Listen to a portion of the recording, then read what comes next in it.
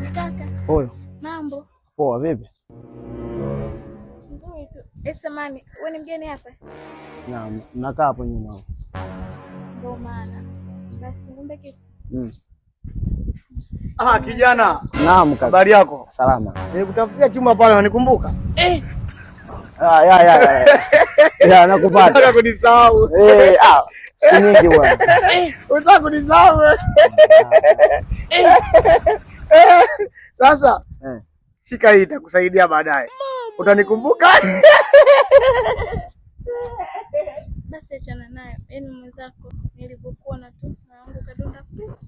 Yaani ukiona moyo wangu. Kijana. Naam. Habari? Salama.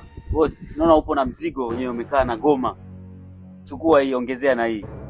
Itakusaidia. Utanishukuru baadaye.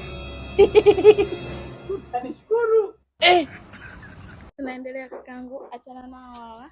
Mimi mwenzako nilipokuwa nakupenda. Bwana Yesu asifiwe. Bwana alisema ukikuta watu wamejumuika pamoja, wape walau neno moja.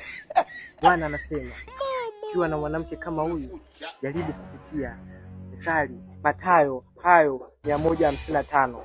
Samani, naomba uchukue kitabu hichi, kitakusaidia, utakuja kunishukuru.